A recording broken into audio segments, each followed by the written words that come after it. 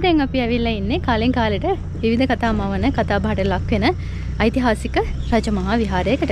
ඉතින් මේ රජමහා විහාරය ගැන කතා කරනවා නම් එහෙම තුන්වෙනි සියවසට කියන්නේ දේවානම්පියතිස්ස රජතුමාගේ කාලය වෙනකොටම වෙන ඈතක වෙනකම්ම දිව්‍යන රජමහා ඓතිහාසික පුරාණ රජමහා විහාරයක්. දැනට මේක යුද්ධ හමුදාව මගින් තමයි ආරක්ෂා කරගෙන යන්නේ.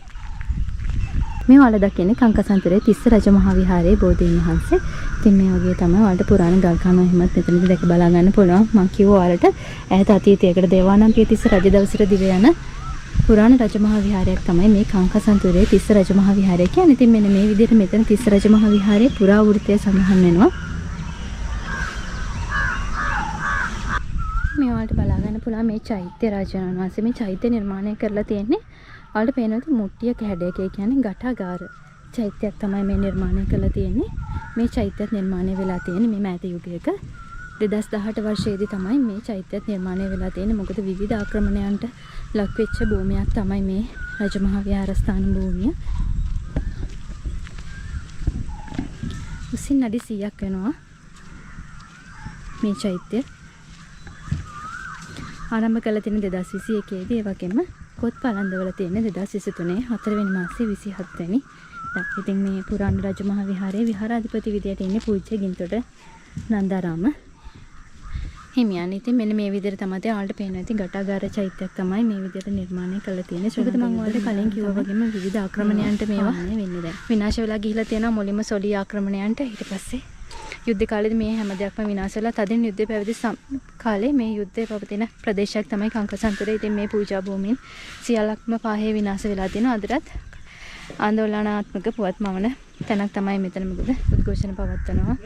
ඔවුන්ගේ භූමීන් සඳහන් කරමින් උද්ඝෝෂණ පවත්වනවා වගේම මේකට තිස්ස රජමහා විහාරය කියලා නම වැටලා තියෙන්නේ.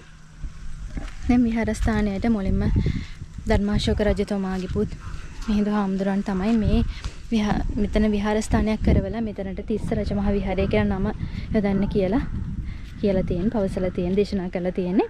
ඉතින් කොහොම වුණත් මෙතන සංඝමිත්තා තෙරණින් වහන්සේ රැගෙන ආපු ශ්‍රී මහා බෝධීන් වහන්සේ ගන්න දඹකොල්පටනට යන වෙලාවේ මෙතන ඉඳන් තමයි දේවානම්පියතිස්ස රජතුමන් විසින් ඒ දාණය අරගෙන තියෙන්නේ.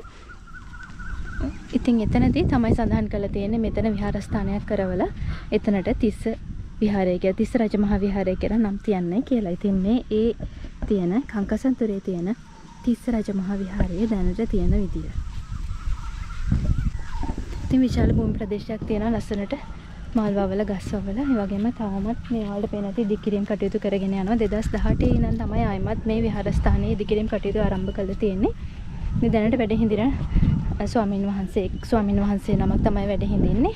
ඉතින් උන්වහන්සේ විසින් තමයි මේ සියල්ලක්ම කරගෙන යන්නේ ශ්‍රී ලංකා යුද්ධ හමුදාව සමගින් එකතු වෙලා. මේ විදිහට තමයි තියෙන්නේ. ඔන්න කංකසන්තරේ පැතර යාපනයට එන කට්ටියට යාපනයේ සාමාන්‍යයෙන් හැමදාම ඇවිදින තැන්වල විතරක් නෙමෙයි කංකසන්තරේ තියෙන තිස්ස මහරජ මහ විහාරයටත් ඇවිල්ලා යන්න මේ ඓතිහාසික මේ ඉතිහාසය ගැන දරුවන්ට කියලා දෙන්න පුළුවන් තවත් වටිනා සිද්ධාස්ථානයක් තමයි මෙතන.